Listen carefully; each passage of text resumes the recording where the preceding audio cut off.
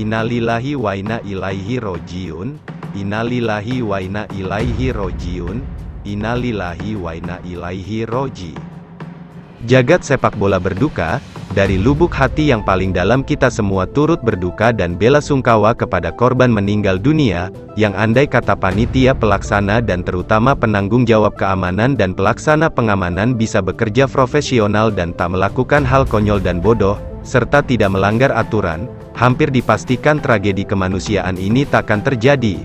Ya, begitulah perasaan, anggapan hampir segenap pecinta bola Indonesia, bahkan dunia. Mungkin ini sok tahu, atau mendahului hasil investigasi serta evaluasi menyeluruh tentang kasus tragedi Kanjuruhan tersebut, bahkan terkesan seperti provokasi, tapi suka tidak suka fakta di lapangan, dan tak mungkin lagi bisa ditutup-tutupi, bahwa ini adalah pelanggaran SOP akibat dari ketidaksiapan dan ketidakprofesionalan penyelenggara dan keamanan saat itu.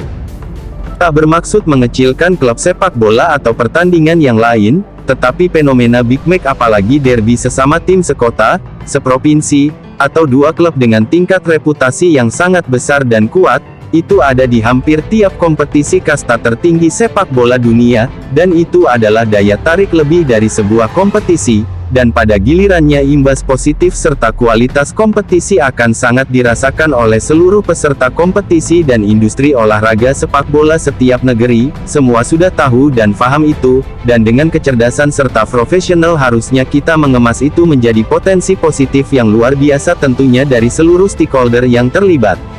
Derby Arema Persebaya, atau Persib Persija di Liga Indonesia adalah yang terpanas, ini karena faktor rivalitas sangat kuat, ada sejarah yang panjang, ada reputasi dan prestasi yang tinggi, ada bonafiditas dan nama besar klub, mungkin manajemen klub yang relatif bagus, bahkan dibumbui cerita-cerita romantisme sejarah politik masa lalu, itu semua harus ada, dan kita tahu bahwa dampak positif dari itu akan terasa di seluruh kompetisi dan seluruh klub pesertanya, ada keinginan lebih untuk mengalahkan mereka, dan pasti ada kepuasan tersendiri bila jadi juara membawahi mereka.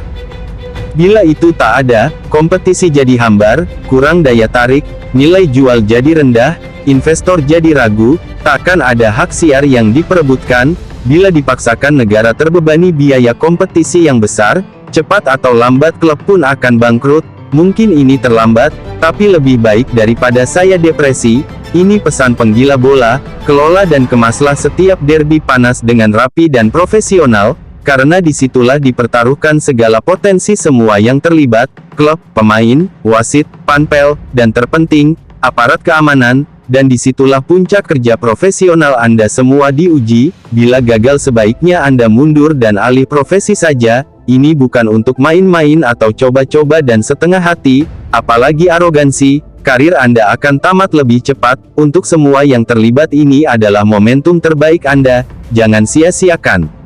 Momentum ini sangat menentukan nasib semua yang terlibat.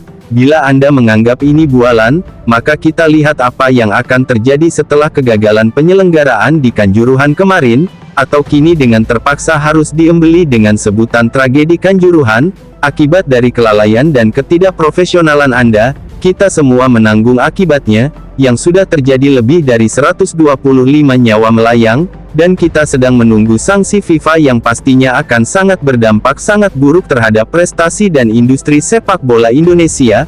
Bila itu terjadi maka tak bisa dihindari akan ada beribu orang siap jadi pengangguran, klub bola gulung tikar, penikmat bola dan fans klub dongkol dan sangat kecewa, industri sepak bola kiamat, dan yang paling menyakitkan talenta-talenta yang kelak akan jadi para penerus aktor dan bintang lapangan, bahkan mungkin mengangkat citra dan martabat bangsa ini di prestasi olahraga internasional sirna seketika. Semua yang sudah kita bangun secara bersinergi, selama bertahun-tahun akan lenyap seketika. Ya, selepas dunia didera Covid, gairah kompetisi sedang menuju puncaknya, animo fans bola sangat masif tak peduli mereka sedang didera kondisi ekonomi yang belum pulih, persaingan prestasi begitu kompetitif, timnas semua kelas usia sedang meniti tangga menuju puncak, dan kepercayaan induk-induk organisasi sepak bola regional, Asia, bahkan FIFA sedang sangat membuka pintunya lebar-lebar untuk kita masuki dengan sukacita dan harapan panjang.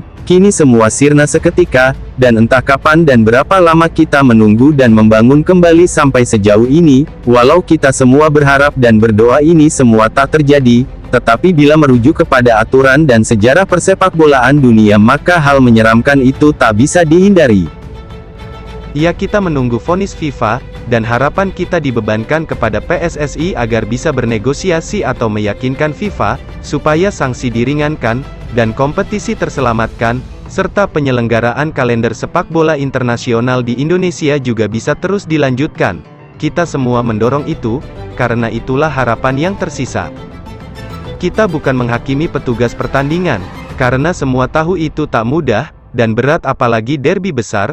Kita juga tak membenarkan perilaku penonton yang tak kunjung dewasa, tapi tolong camkan bahwa keberadaan supporter fanatik itu ibarat rohnya sepak bola, mereka hadir karena kecintaan, dan merasa terikat secara moral dan emosional, mereka adalah jiwanya klub, dan mereka magnet untuk yang lain bisa terlibat, mereka tak menuntut keuntungan finansial, kalau ada kemampuan mereka akan hadir dimanapun klub kecintaannya bertanding.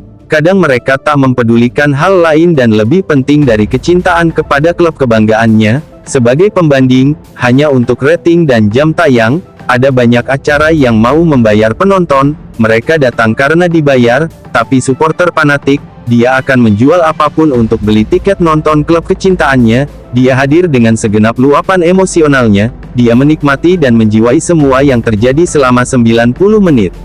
Bila Anda para petinggi klub, ofisial, atau penyelenggara pertandingan bisa berempati dan mampu menyelami dan menjiwai manusia macam itu, dan Anda mendapati mereka tak mampu beli tiket, pasti Anda akan hamparkan karpet merah untuk mereka agar tetap bisa hadir menonton, karena mereka pecinta sejati, bukan mata duitan, atau orang haus popularitas. Mereka tak peduli dengan semua itu, mereka hanya ingin melihat pemain dan klub yang sangat mereka cintai.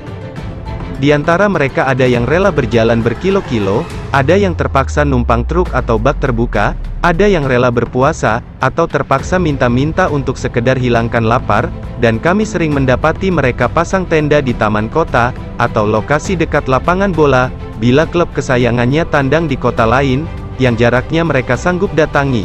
Mereka tak semuanya pengangguran, ada pelajar, ada mahasiswa. Kadang mereka terpaksa memakai uang biaya sekolahnya, atau berkorban untuk tidak jajan. Bahkan ada karyawan swasta yang dikeluarkan kerjanya, karena bolos, atau terkena sanksi, semuanya hanya untuk mendukung pemain dan klub kesayangannya.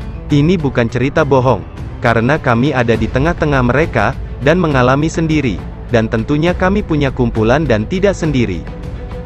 Dan tolong untuk tidak mengatakan itu wajah buram persepakbolaan kita, karena dialah saksi sejarah dan bagian penting dari kemajuan dan peningkatan kualitas kompetisi kita, pemain, pelatih, bahkan ofisial, pemilik klub datang dan pergi, silih berganti, mereka tetap setia, dan selalu sabar menunggu untuk klub kesayangannya jadi juara, karena itulah puncak kebahagiaan dan kebanggaan mereka. Bila sedikit dari mereka berbuat onar karena kecewa, atau melampiaskan kekesalan dengan merusak fasilitas atau barang bukan miliknya, itu juga manusiawi, karena hal itu bisa dilakukan siapapun, dimanapun, dalam lingkup apapun, tak terkecuali lingkungan dan level bergengsi sekalipun, dan kalau kita serius bisa dicegah, tak ada yang tak bisa bila kita mau dan serius merubahnya, dan kalau Anda beranggapan tindakan barbar dan mendarah daging, itu pun tak bisa diklaim sebagai hanya di kita, karena kenyataannya bisa terjadi di negeri yang sudah 10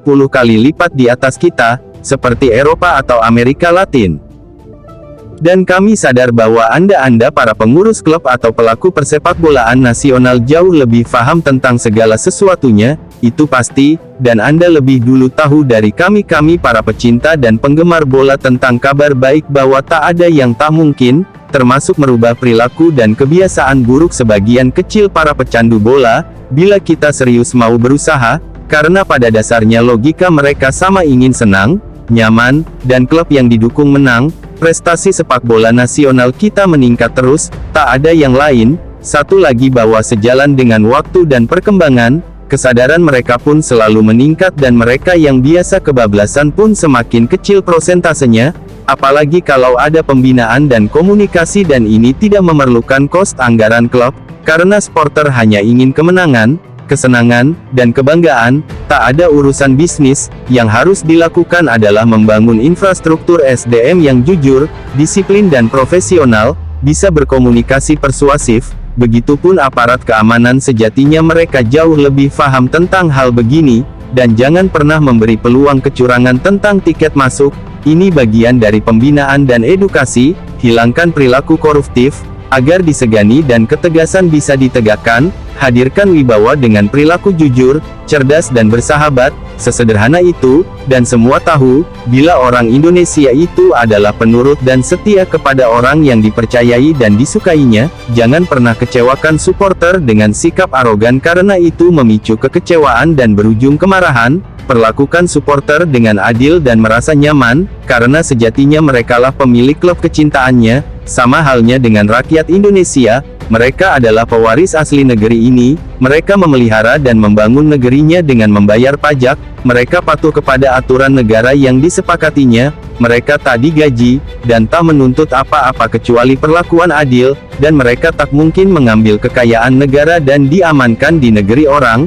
Itulah kami supporter fanatik sepak bola dan rakyat asli Indonesia. Di akhir narasi ini kami menyayangkan ada pemakaian gas air mata di Kanjuruhan, dan itu pemicu banyak korban, dan tidak merubah jadi aman. Ini hanya konten, tak bermaksud mengurui apalagi menghakimi. Bila terasa lancang, maafkan saja. Terima kasih.